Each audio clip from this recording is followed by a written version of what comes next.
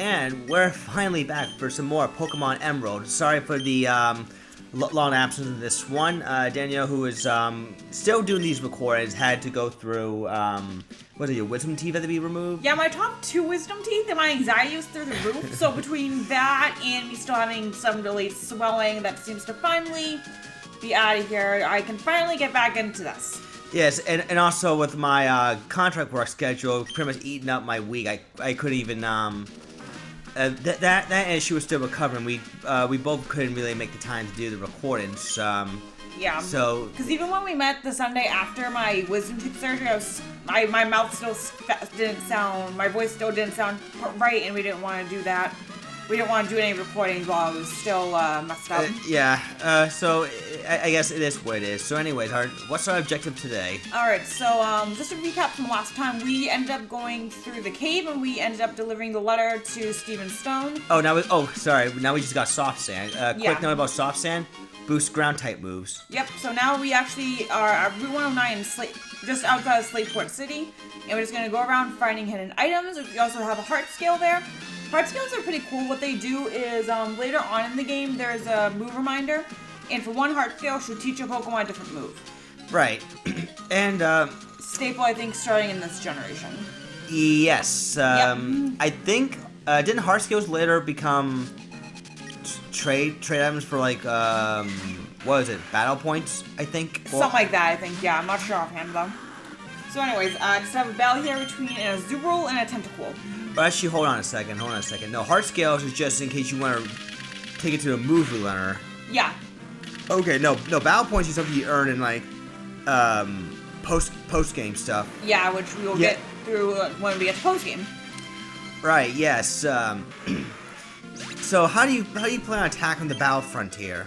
I honestly have not thought that far ahead yet, if I'm being perfectly honest. Okay. Then again, you still have a number of gym leaders to go through. Yeah, I'm not even thinking about that at this point, so.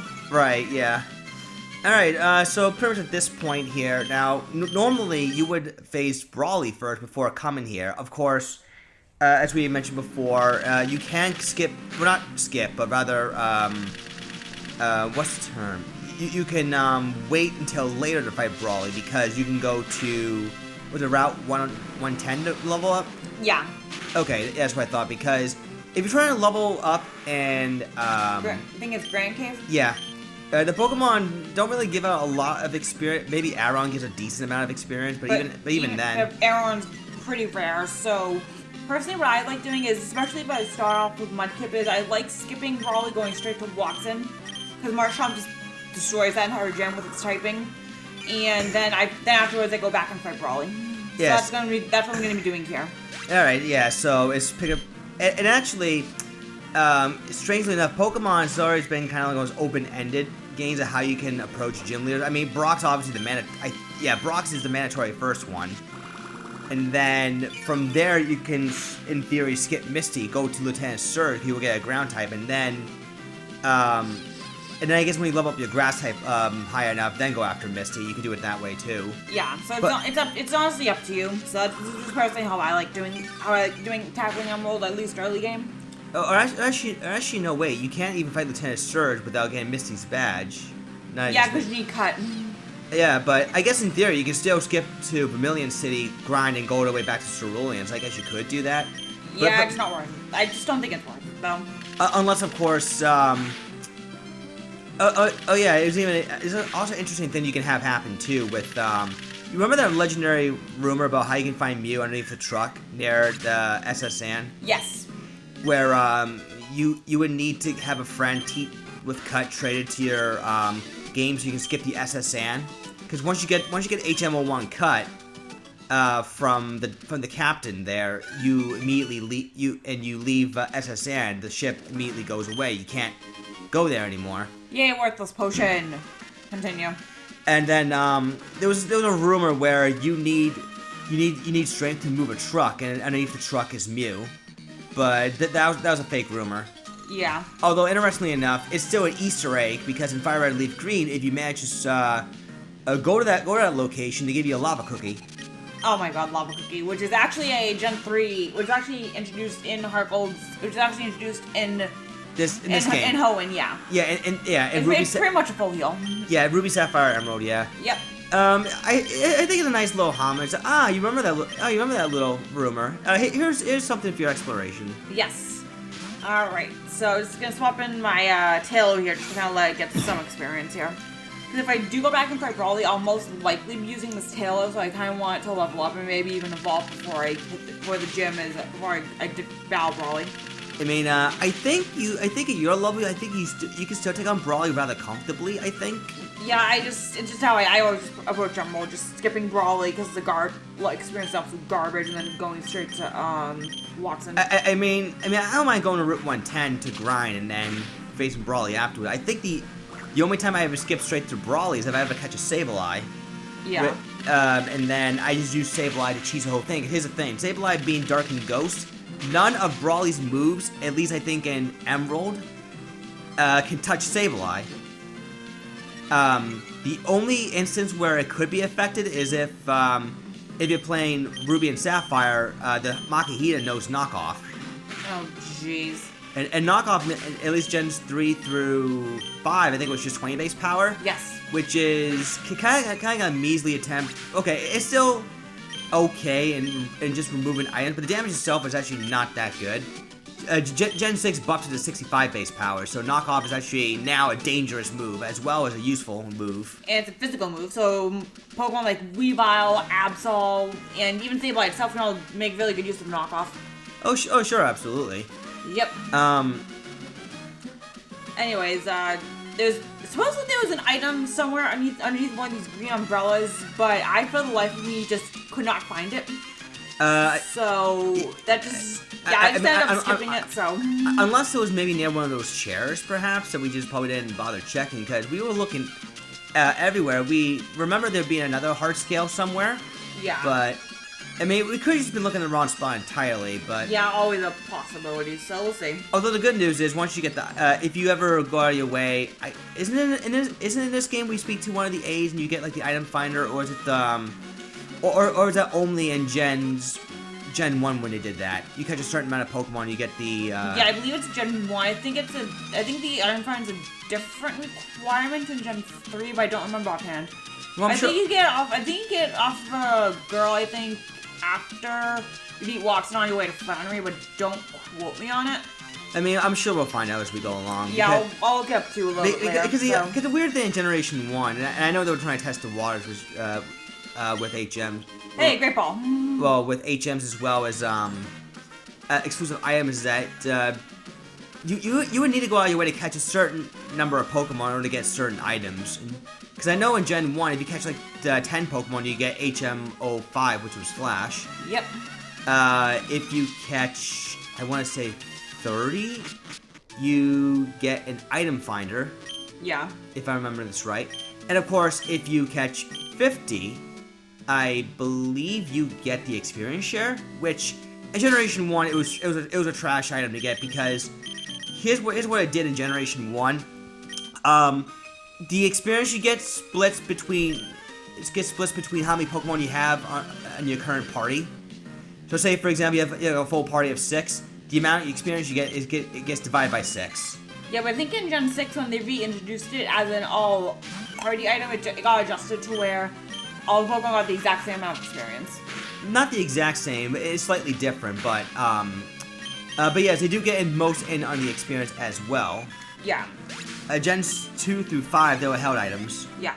So a quick update on what I'm doing here. This is the this is like you pretty much have to go through and beat 3 trainers here in this like location right here. So we'll call it a hut. Yeah, I don't remember the name offhand. I think it's anyways.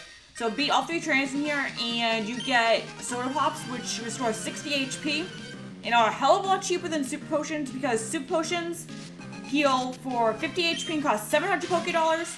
Here, Soda Pops, 1 Soda Pop heals 60 HP and go for 300 Pokédollars. I mean, you can even go as far as later on, you're able to get lemonades, heal for 80 and only cost 350. Yeah, but for now, Soda Pops are the way to go. I stock up so much on Soda Pops, that way I'm saving myself trips.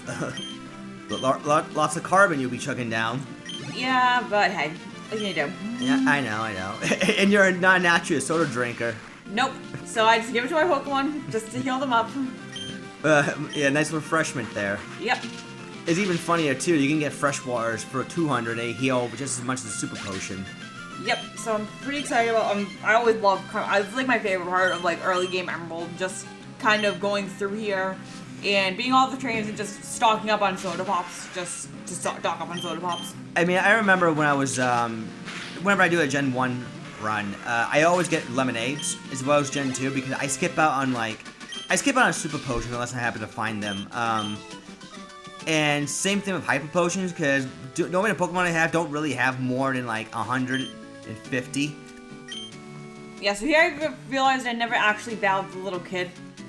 So I feel About a little tuber down there. Yep, because it kind of hid away in a corner, and you might not be able to see him right away if you come in here. Of course, after a certain point, I just ditch him for the full restores. Yeah, but for at least endgame, you want to stock up on hyper potions and full restores. But for the vast majority of the game, you're fine with lemonades. Yeah. Of course, Gen 2 the Moo Milks. Yep, that too. So yeah, so really nothing to this year. Just being up in this poor little Azurill with my bird. So anyways, Banjo-Kazooie got released for Smash. I think last week or week before. It was a couple weeks ago. Yeah. It was actually 3 weeks ago actually during the latest Nintendo Direct. Wow.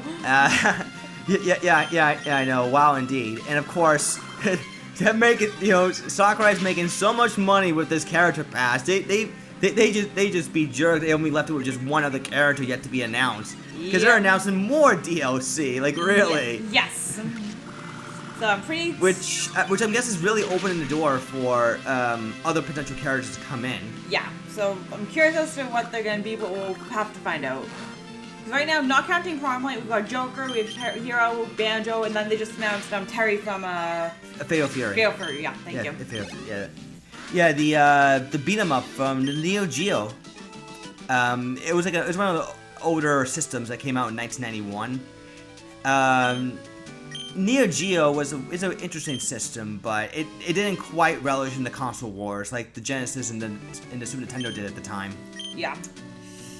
Alright, so yeah, he gives you half a dozen balls of soda pop. I end up buying 12 more of these just because I am always I like stocking up on soda pops just because they help me get through quite a bit of the game. I usually don't have to come back here for a good while. Yeah. But here's the thing though. One thing, since we're seeing this right now, is a decent segue. I wish they would allow you to buy multiple at a time. It's annoying, yes. I kind of wish that as well, but hey, not much you can really do. Yeah, I mean, the weird thing is that almost every Pokemon shop you go to, okay, aside from the vending machine, of course, lets you do that. So I'm not sure why you couldn't do it for you here. Maybe just to make sure you're not overpowered and you're forced to individually buy. That's something to do with. Oh, okay, I can buy multiple at a time. That's game breaking. But at least in terms of I would probably force you to kind of think about your money in terms. It's kind of forcing you to really think more about your money. But the thing is that but with the multiple at a time window, you can still look at the amount of money you're spending before you do it. True. Oh, Seashore House. That's what it was. Thank you for this. Thank you, Tuber. Tuber Vicky. I think. Yeah. I know that, and that's really sad. Geez. Oh, interesting thing about Nature Power. You know how Nature Power can use a move based on the environment that you're battling on? Yep. If you use Nature Power on a sand, you can actually use Earthquake. Yep. It's pretty cool. I think on regular grassland, I want to say it's Swift. Yep. Water, I don't remember if it's Surf or if it's something else. It's Surf. It's Surf? Okay. Yeah. And I think Caves at Shadow Ball? And Dark Caves, yeah, Shadow Ball. Yeah, that's what I thought. Yeah, so here you get Tuber Vicky registered the Pokénav. That's why you found so you can get his number. Yeah, I don't remember all the trainers you can get their phone numbers are, so I'm just gonna battle all of them, so. Right, because we're leaving no stone unturned. Yeah. So this guy's not a Wingull. Yep, we've seen plenty of these things before. Really nothing to say here. Yeah, and nothing really at this point. Anyways, coming up, just a quick heads up is that I'm going to be kind of going through Slateport a little bit in this video. At least not a little bit. Well, yeah. I can't talk. What she's saying is that she's gotta stop whatever ruckus is being, whatever ruckus is happening at Slateport. There is a ruckus. We just have to get there. But we'll do that. We'll do that in a little bit. And actually on my first run, I remember having I had a difficult time figuring out what to do about that Team Aqua grunt blocking the way. And I'm like, as you will see in a moment. So go past here. There we go. These guys. Yeah, it took me a while to realize I had to go inside the boathouse. Yeah. So what you have to do there is just have to go into the boathouse and just kind of talk to a couple of people, and they'll be able to initiate the grunts, just getting the hell out of the way. Yeah. It didn't occur to me I would have had to do that before. Yeah. Sometimes I get thrown off guard by that a little bit too myself. So yeah. All right. So also, will you also be showing off the Pokemon contest? I will, of course. All right. And do you know which Pokemon does particularly well in those beauty contests? Not offhand. I just go by what moves I've got in sets. So anyways, what I can do is, what I'm doing right here is I'm just going to go into your character's personal PC so you can deposit items and stuff. So I'm just going to be depositing like the ethers and the heart scales. Just so I can have them, just so I can have the ethers for endgame and heart scales for whenever we have the move reborn. Alright, a moment quick right here. I can try to show off what happens if you catch a Phoebus and try to raise his beauty stat. No! God, no. Yeah, cause quick disclaimer about Phoebus, it's a really rare Pokemon to find. Yeah, so I'm just giving my Swampert the soft send here. So anyways, we are going to be going into we're going to be trying dealing with Team Aqua in the next episode, alright? And exploring more of Slateport. See you guys then.